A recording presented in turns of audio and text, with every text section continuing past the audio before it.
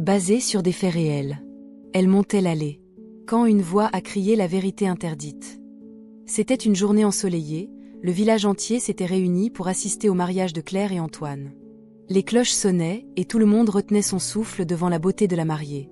Antoine, les yeux brillants, croyait vivre le plus beau jour de sa vie. Claire, radieuse dans sa robe blanche, avançait lentement vers l'autel sous les regards émus de leur famille. Chaque pas semblait graver une promesse d'éternité. La musique jouait doucement, et les invités souriaient, convaincus d'assister à une union sincère et durable. Personne n'imaginait que quelques secondes plus tard, ce rêve se transformerait en cauchemar. Au moment exact où le prêtre levait la main pour commencer la cérémonie, un silence étrange s'installa dans l'église. Tout à coup, une voix forte éclata depuis le fond de la salle, « Cette femme est déjà mariée ». Le choc fut instantané. Les invités se tournèrent, le souffle coupé, cherchant à voir qui avait osé interrompre un moment si sacré. Antoine, paralysé, sentit son cœur s'arrêter. Son regard passa de la foule à Claire, dont le visage devint soudain livide. Les murmures s'élevèrent comme une vague, emplissant l'église d'une tension insupportable. La main de Claire tremblait, son bouquet glissa légèrement. Elle semblait au bord de l'effondrement. L'homme qui venait de parler avançait lentement. Son regard était chargé d'une colère glaciale. Il tenait dans ses mains un dossier rempli de papiers officiels. Chaque pas résonnait comme un coup de tonnerre dans la salle figée. Claire détourna les yeux, incapable de soutenir ce regard accusateur. Antoine sentit ses jambes fléchir, mais il resta debout, figé par la stupeur. Le mariage parfait venait d'exploser en 1000 morceaux. Le silence tomba comme un voile sur l'église. Le prêtre, encore figé, referma la Bible contre sa poitrine, incapable d'avancer d'un mot. Antoine serrait et desserrait les poings, oscillant entre colère et vertige. Claire, pâle comme la cire, ne trouvait aucun refuge dans la foule. Seul l'écho des pas de l'inconnu, régulier et implacable, remplissait la nef.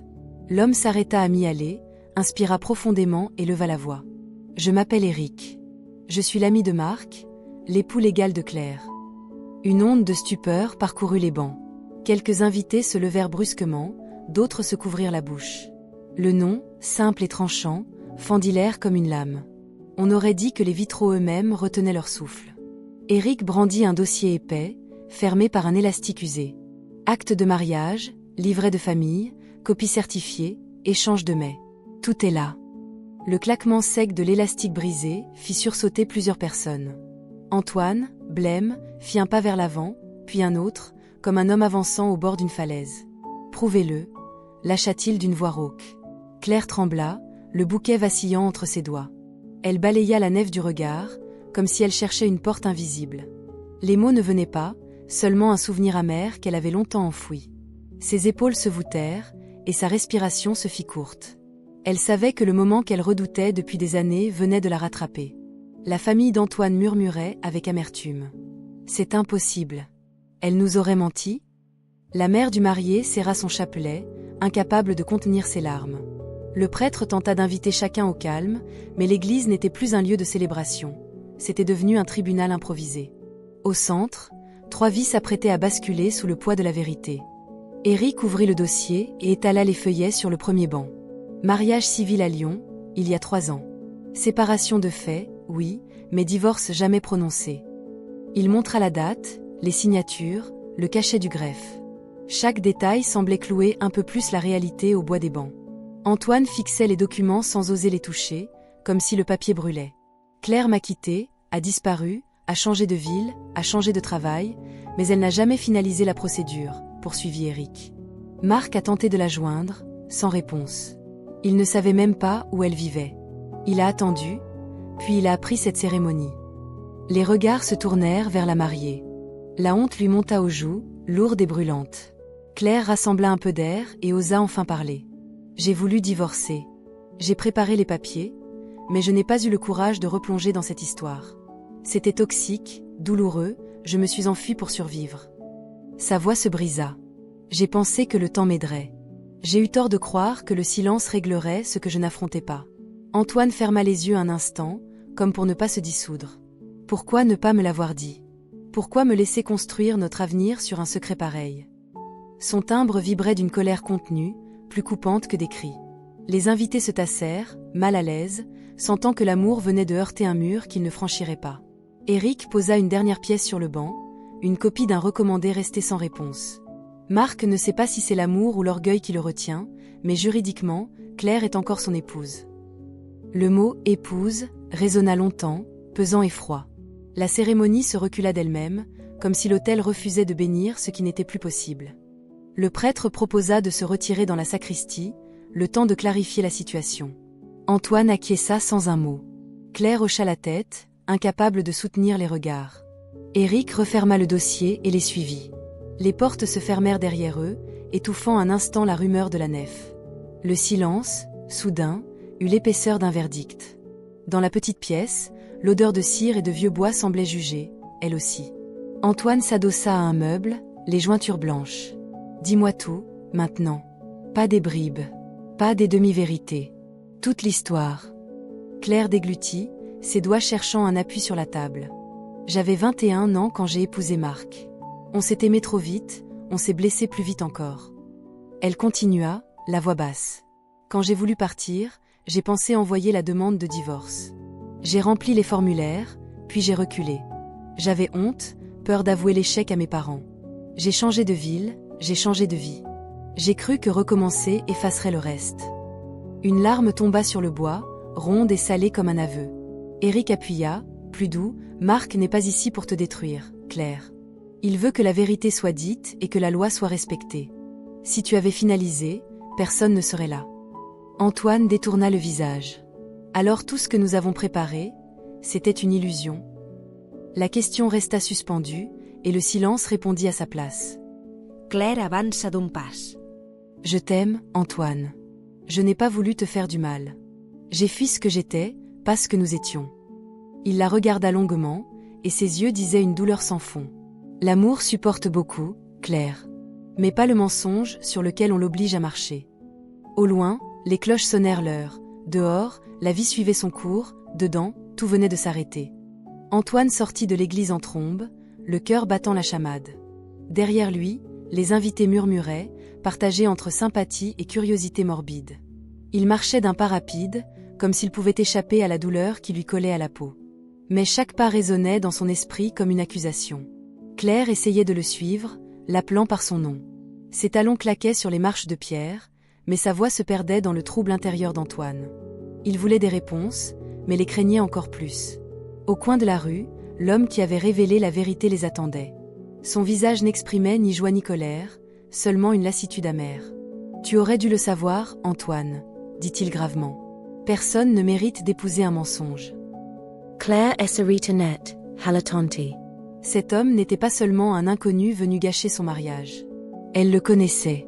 Et ce qu'il représentait, c'était tout un passé qu'elle avait juré d'enterrer à jamais. Antoine se tourna vers elle, le regard implorant une dernière chance de comprendre. « Dis-moi, Claire, qui es-tu vraiment ?» La nuit tomba rapidement, enveloppant la ville d'une épaisse obscurité. Antoine errait sans but, ses pensées telles des éclats de verre dans son esprit. Chaque souvenir de Claire semblait désormais fragile, souillé par ce mensonge. Ses mains tremblaient. Il repensait à chaque décision, à chaque tournant de sa vie qui l'avait conduit à cette impasse. « Il voulait me protéger, et je l'ai détruit », murmura-t-il. Son passé refit surface, impitoyable. Elle se souvint du jour où elle avait fui son premier mariage, convaincue de n'avoir pas d'autre choix. Personne n'avait compris. Personne ne lui avait pardonné. Mais Antoine avait été différent. Il lui avait offert le véritable amour, une nouvelle vie. Et elle, par peur, n'avait jamais trouvé la force de tout lui dire. Maintenant, le prix à payer semblait inévitable. Les cloches de l'église sonnèrent minuit. Claire sentit le compte à rebours commencer. Elle devait affronter la vérité ou tout perdre à jamais. Le lendemain, Antoine revit l'homme. Il avait besoin de tout savoir. « Pourquoi toi ? Pourquoi aujourd'hui ?» demanda-t-il d'une voix brisée. L'homme soupira. « Parce que je suis son frère. Et je ne supportais plus de voir un innocent trompé. » Ces mots frappèrent Antoine. Claire n'avait pas seulement menti, elle avait renié une famille entière, effacé son histoire. Et pourtant, elle avait construit une vie pleine de promesses avec lui. Antoine sentit une tempête faire rage en lui. Colère, tristesse, amour, dégoût. Tout se mêlait dans un chaos insupportable. Comment pouvait-on aimer quelqu'un dont on ignorait l'essence ? Son frère, quant à lui, parla fermement, « Elle n'est pas méchante, Antoine. Mais elle fuit tout le temps. Elle fuit depuis des années. Ces mots résonnèrent encore lorsqu'Antoine partit. Une seule question le hantait, Claire méritait-elle encore son pardon? Claire attendait dans le silence, assise à la table de la cuisine. Ses yeux fixaient une tasse de café froid depuis des heures. Elle savait qu'Antoine reviendrait, mais elle ne savait pas sous quel visage. Celui de l'homme qui aimait, ou celui de l'homme brisé. La porte s'ouvrit enfin. Antoine entra, les traits tirés, les épaules lourdes comme si le monde entier pesait sur lui. Claire se leva, mais ses jambes tremblaient. « Dis-moi que tu comprends », supplia-t-elle. Il resta debout, immobile, à quelques pas d'elle. Son silence était plus cruel que des cris. Claire sentit une larme rouler sur sa joue, et cette fois, elle n'essaya pas de l'essuyer. « J'ai eu peur, Antoine, » dit-elle, la voix étranglée. « Peur de perdre ton regard, si tu savais qui j'étais vraiment. Alors j'ai choisi de me taire. » Antoine ferma les yeux un instant. « Mais en me cachant la vérité, Claire, tu m'as déjà perdue. » Cette nuit-là, ils restèrent dans la même maison, mais séparés par un gouffre invisible. Le tic-tac de l'horloge résonnait comme un rappel cruel de chaque seconde qui s'écoulait. Antoine, allongé sur le canapé, se demandait si l'amour suffisait pour reconstruire sur des ruines. Les images de leur bonheur défilaient dans sa mémoire, mais elles semblaient désormais irréelles. Claire, dans la chambre, écrivait une lettre. Chaque mot était une confession, un cri silencieux qu'elle n'avait jamais eu le courage de prononcer. Ses mains tremblaient, mais son cœur lui dictait qu'elle devait tout livrer, coûte que coûte. Elle parla de son premier mariage, de la douleur, de la fuite. Elle expliqua la honte qui l'avait enfermée dans le silence, et la peur qui l'avait suivie comme une ombre. Quand elle posa le stylo, l'aube commençait déjà à se lever. Elle déposa la lettre sur la table, espérant qu'Antoine la lirait avant de prendre sa décision. Le soleil se leva sur une maison figée dans l'attente. Antoine trouva la lettre, hésita, puis l'ouvrit. Ses yeux parcoururent les lignes, et chaque phrase déchirait un peu plus son cœur. Il découvrait une Claire qu'il n'avait jamais connue, vulnérable, blessée, prisonnière de son propre passé. Ce n'était pas une trahison calculée, mais une fuite désespérée. Pourtant, la douleur restait intacte. Ses mains tremblaient en tenant le papier. Pouvait-il pardonner? Était-il assez fort pour aimer au-delà du mensonge? Au même moment, Claire entra dans la pièce. Elle le regarda lire, et son souffle se suspendit. Elle savait que sa vie tenait désormais dans ses mains. Antoine leva enfin les yeux vers elle. Son regard n'était plus celui de la colère, mais celui d'un homme qui se tenait au bord d'un précipice, hésitant à faire le pas de trop. Antoine resta longtemps silencieux, la lettre encore dans ses mains. Chaque mot résonnait dans sa tête comme un écho douloureux. Il voyait une Claire différente, fragile et humaine, mais aussi une femme qui avait choisi de mentir. Le dilemme le rongeait. Claire s'approcha, hésitant à briser ce silence pesant. Ses lèvres tremblaient, ses yeux cherchaient les siens. « Dis-moi au moins que tu comprends pourquoi j'ai eu peur », murmura-t-elle. Antoine serra les poings. « Comprendre, peut-être. Pardonner, je ne sais pas. Tu m'as construit un monde sur du sable, Claire. Et quand la vérité est tombée, tout s'est effondré. » Elle voulut tendre la main, mais il recula d'un pas. Ce geste, plus que les mots, lui perça le cœur. Elle sentit que la distance entre eux grandissait encore. Un souffle traversa la pièce. Le choix approchait, et aucun d'eux n'était prêt à en affronter le poids. Antoine sortit de la maison et marcha longtemps dans les rues désertes. Chaque pas était une lutte contre lui-même. La colère lui brûlait l'âme, mais l'amour refusait de mourir. Deux forces contraires s'entrechoquaient dans son cœur. Il revoyait leurs rires, leurs promesses, leurs nuits étoilées. Était-il possible d'effacer tout cela? Ou fallait-il croire que l'amour pouvait renaître même sur des ruines? Au loin, une église ouvrait ses portes. Les cloches résonnaient, comme un rappel cruel du jour brisé de leur mariage. Antoine entra, s'assit, et baissa la tête. Là, dans le silence sacré, il ferma les yeux. « Seigneur, aide-moi à choisir sans haine », souffla-t-il. Une larme solitaire roula sur sa joue. Lorsqu'il se releva, il n'avait pas trouvé toutes les réponses. Mais il savait qu'il devait retourner, affronter Claire, et poser enfin sa décision. De retour chez lui, Antoine trouva Claire assise par terre, la tête entre les mains. Elle leva les yeux lorsqu'il entra, espérant, priant pour une seconde chance. Il s'approcha lentement, le regard empli d'une douleur infinie. « Claire, je ne sais pas si je pourrais t'aimer comme avant. Mais je sais que je ne peux pas t'effacer de mon cœur. » Elle ravala un sanglot. Ses mains tremblaient tandis qu'elle murmurait « Je ne te demande pas d'oublier. Je te demande juste de me laisser te prouver que cette fois, je peux être sincère. » Un long silence s'ensuivit, suspendu entre espoir et désespoir. Puis Antoine posa la lettre sur la table et dit doucement « Alors prouve-le.